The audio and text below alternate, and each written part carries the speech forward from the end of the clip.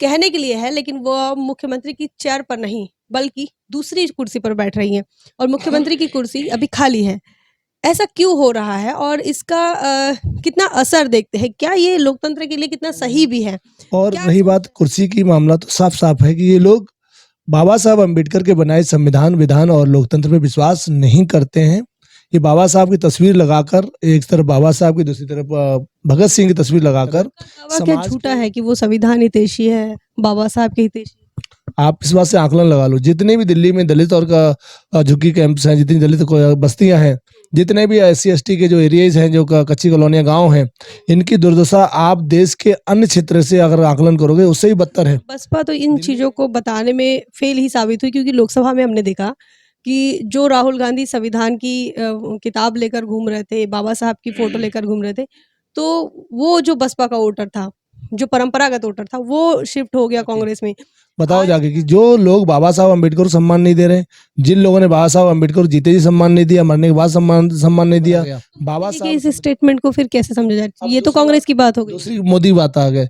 मोदी जी ने कहा कि हम SC ST OBC रिजर्वेशन को नहीं टच करेंगे, हम खराब नहीं करेंगे, लेकिन एक तरफ से उन्होंने पूरे देश की जितनी संस्थाएं सरकारी थी सबको प्राइवेटाइजेशन में डाल दिया। साथ जय भीम, मैं हूं इंजीनियर स्नेहा और आप देख रहे हैं नेशनल चौपाल। इस वक्त हम दिल्ली में हैं और दिल्ली के प्रदेश प्रभारी सुदेश कुमार आर्या जी हमारे साथ हैं। दिल्ली की राजनीति में क्या कुछ हो रहा है, क्या सिनेरियो है, तमाम चीज़ों को लेकर आज बातचीत करेंगे। फिलहाल दिल्ली की राजनीति आज चरम पर है। मुख्यमंत्री बदल चुका है, कुर्सी पर अब आतिशी सिंह है और केजरीवाल ये फिलहाल संयोजक के रूप में देखे जा रहे हैं। फिलहाल दिल्ली की राजनीति में आतिशी जिस कुर्सी पर बैठी हैं, वो मुख्यमंत्री की कुर्सी कहने के लिए है, लेकिन वो मुख्यमंत्री की चेयर पर नहीं बल्कि दूसरी कुर्सी पर बैठ रही हैं और मुख्यमंत्री की कुर्सी अभी खाली है। ऐसा क्यों हो रहा है और इसका कितना असर देखते हैं? क्या ये लोकतंत्र के लिए कितना सही भी है? क्या सोच रहे हैं सर कि कितना सही है ये? हाँ, पहले तो स्नेहा जी आपके चैनल को और आपके व्यूअर्स को हम लोग धन्यवाद करते हैं, जय भीम करते हैं कि आप इसने मुश्किल समय में मूवमेंट को लेके चल रही हैं, मूवमेंट के बात को लोगों तक पहुंचाने का काम कर रही हैं, बाबा साहब की बातों को पहुंचाने का काम कर रहे हैं। ये साधुवाद का काम है आप लोगों का। और रही बात दिल्ली को लेके, तो दिल्ली में जिस तरह की जो सरकार 12 साल से 10 साल से चल रही है, वो उन्हीं की तरह है जो पहले 1950 से लेकर और 2010 तक जिन लोगों, मनवादी लोगों ने, जातिवादी लोगों ने सरकारें चलाई हैं, उसी का एक प्रारूप आम आदमी पार्टी भी है, बल्कि उससे ज़्यादा खतरनाक है इस देश के दलितों, पिछड़ों और माइनॉरिटी के लोगों के लिए। तो जो आपने अभी कहा कि ये जो इन्होंने अभी जो मुख्यमंत्री चेंज किया है, तो इससे साफ जाहिर है कि भ्रष्टाचारी जो मुख्यमंत्री था दिल्ली का, प्रदेश का, अरविंद केजरीवाल, वो पूरी तरह भ्रष्टाचार में लिप्त हैं। तो अतः इन्होंने षड्यंत्र करके, जैसे भी करके, तमाम चीज़ें लोगों को गुमराह करके दिल्ली को कैप्चर किया हुआ है। और रही बात कुर्सी की, मामला तो साफ साफ है कि ये लोग बाबा साहब अम्बेडकर के बनाए संविधान, विधान और लोकतंत्र पे विश्वास नहीं करते हैं। ये बाबा साहब की तस्वीर लगाकर, एक तरफ बाबा साहब की, दूसरी तरफ भगत सिंह की तस्वीर लगाकर समाज के लोगों को, नौजवानों को, खास करके भगत सिंह का मतलब नौजवान, बाबा साहब का मतलब दलित और पिछड़ा और कमजोर वर्ग के लोग और महिलाएं, तो इन सभी को आंदोलित करने के लिए इस तरह की फोटोबाजी कर लेते हैं। हकीकत में ये मनवादी व्यवस्था का, जो उनका वर्ड व्यवस्था के हिसाब से जो सरकारें चलती आई हैं पहले हजारों सालों से, उसी हिसाब से ये लोग व्यवस्था बनाए रखना चाहते हैं। इन्होंने क्या किया कि जैसे मुख्यमंत्री पे तमाम भ्रष्टाचार के आरोप जो भी लगे हुए हैं और तमाम सालों से वो अंदर जेल में थे, तो अभी इन्होंने चुनावी दौर पे भाजपा इस तरह के षड्यंत्र करती रहती, भेजती रहती, बाहर निकालती, अंदर निकालती है, क्योंकि कहीं दलित समाज की राजनीति ऊपर ना आ जाए। तो इसीलिए समय समय पे इन्होंने केजरीवाल का प्रयोग करके निकाल लिया। कह रहे कि विकास को रोकने के लिए किया।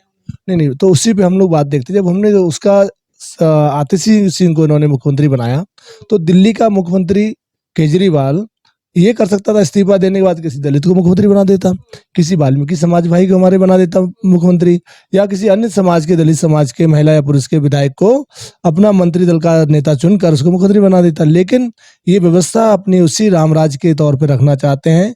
इसीलिए इसके आतिशी सिंह ने जो पूरी तरह से असंवैधानिक शब्द यूज किया कि मैं खड़ा हूँ, उनकी यूज करके भरत जैसे थे और राम का राज था, मैंने चलाया, संविधान में, लोकतंत्र में इससे बड़ा अपमान भारत के संविधान और बाबा साहब की विचारधारा और इस देश के लोगों का नहीं हो सकता। इस दिल्ली के लोगों की जनता का अपमान है कि एक मुख्यमंत्री जो संवैधानिक पद है और जो मुख्यमंत्री है ही नहीं उसका कोई पद नहीं, तो कोई खड़ा होने कोई किसी तरह कोई आडंबर नहीं होना चाहिए था। सिंपली उसको दिल्ली के लोगों को रिप्रेजेंट करना चाहिए था। दिल्ली के लोगों ने मुख्यमंत्री बनाया है, ना कि केजरीवाल ने। और केजरीवाल को भी मुख्यमंत्री दिल्ली के लोगों ने बनाया था। इससे साफ जाहिर है कि ये लोगों ने दिल्ली के आवाम के साथ लगातार धोखाबाजी कर रहे हैं, लगातार ये लोग दिल्ली के लोगों को गुमराह कर रहे हैं। और गुमराह क्यों कर रहे हैं कि कहीं ना कहीं इनके दिमाग दिलों में है कि ये बाबा साहब को लोग मानने वाले लोग कहीं ये सच्चे में बाबा साहब को जान गए, समझ गए, तो ये बहुजन समाज पार्टी के सिपाही ना बनकर उनकी सरकार ना बना ले 2012-13 की तरह। उनका दावा क्या झूठा है कि वो संविधान हितैषी है, बाबा साहब के हितैषी? आप इस बात से आकलन लगा लो, जितने भी दिल्ली में दलित और झुग्गी कैंप्स हैं, जितनी दलित बस्तियां हैं, जितने भी SC ST के जो एरियाज हैं, जो कच्ची कॉलोनियां गांव हैं, इनकी दुर्दशा आप देश के अन्य क्षेत्र से अगर आकलन करोगे उससे ही बदतर है। दिल्ली में कोई विकास नहीं है। आप चलो, आप मेरे साथ अभी, आप अगर जब आओगे वापस कभी आप दिल्ली में, तो हम आपको दिल्ली के हकीकत से रूबरू कराएंगे कि कैसे दिल्ली की झुग्गियों में, गंदगी में रहने वाले लोग, हमारे समाज के लोग रहते हैं, कैसे रोडें टूटी हुई हैं, सड़कें टूटी हुई हैं। दिल्ली में पानी जो बरसात के सीजन में जलमग्न दिल्ली हो जाती है, घर घर में पानी पहुंच जाता है, जमीन उसका बरसात का। ये सारी जो फेलियर हैं दिल्ली सरकार की है। विकास मॉडल तो ये कहता है कि भाई कहीं से भी किसी भी तरह से असुविधा पब्लिक को ना हो, तब तो माना जाएगा विकास है। लेकिन आप सही से अगर दिल्ली को देखोगे, तमाम लोग सोशल मीडिया पर डालते हैं, हम लोग दिल्ली की तस्वीर दिखाते हैं और हकीकत दिखाते हैं कि दिल्ली में किस तरह से इन्होंने गंदगी के ढेर बना रखे हैं, दिल्ली में किस तरह से शिक्षा का व्यापार बनाकर इन्होंने शिक्षा को नाबूद कर रखा कि सर स्कूल में उन्होंने 100% रिजल्ट दिया है। दूसरा उनके हमने दिल्ली को रोशन किया, हमने बिजली पानी फ्री करवाई। तो इसके लिए हकीकत को जानने के लिए हम लोग क्षेत्र में जाएं। दिल्ली का आप चाहे मंगोलपुरी पहुंच जाओ, सुल्तानपुरी पहुंच जाओ, जहांगीरपुरी पहुंच जाओ, इधर वजीरपुर पहुंच जाओ, आप उधर तुगलकाबाद पहुंच जाओ, आप दिल्ली के तमाम क्षेत्रों में जब जाओगे, चाहे लोनी की तरफ चले जाओ, हर जगह आपको बुरा हाल मिलेगा। शिक्षा का स्तर इतना दयनीय है यहाँ पर कि आप जो बच्चे हैं, सबसे ज्यादा इन्होंने पास आउट तो कर दिए, पर जानकारी उनकी नलबटा सन्नाटा है।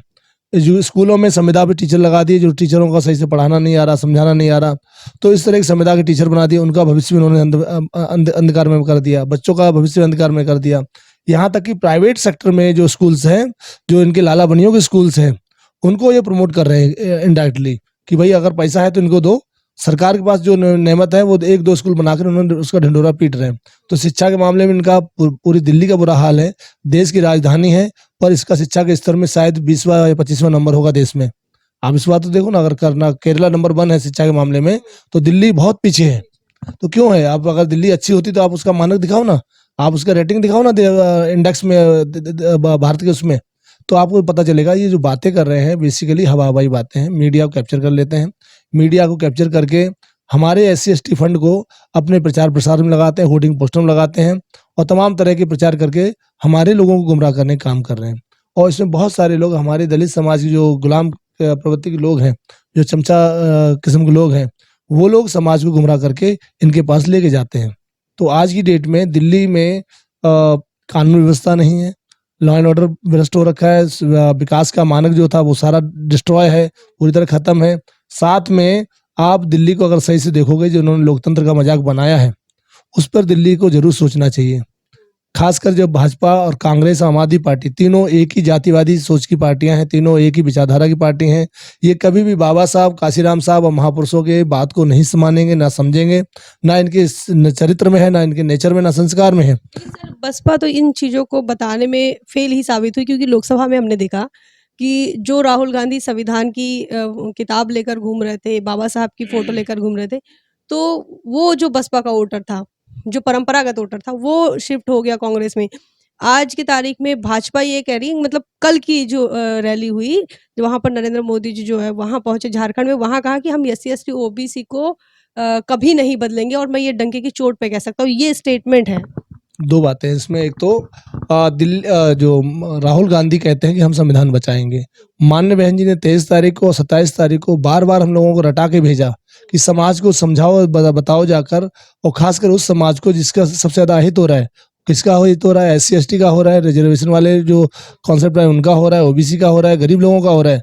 तो माननीय बहन जी ने कहा कि उन लोगों को समझाओ जाके, बताओ जाके कि जो लोग बाबा साहब अम्बेडकर को सम्मान नहीं दे रहे, जिन लोगों ने बाबा साहब अम्बेडकर को जीते जी सम्मान नहीं दिया, मरने के बाद सम्मान नहीं दिया, बाबा साहब संविधान निर्माता थे, उनके संविधान को सही से कभी लागू नहीं कांग्रेस ने किया, वो कांग्रेस कैसे संविधान को बचा सकती है? 40-50 साल राज करने वाली कांग्रेस बाबा साहब अम्बेडकर को कभी सम्मान देकर कोई भारत रत्न नहीं दिया, वो कांग्रेस कैसे कह सकती है बाबा साहब को सम्मान करेगी? उसने 1950 से लेके 2004 तक या 2014 तक आपके पूरे इतिहास में देख लो, कभी बैकलॉग नहीं भरी गई SC ST की, OBC की बैकलॉग नहीं भरी गई।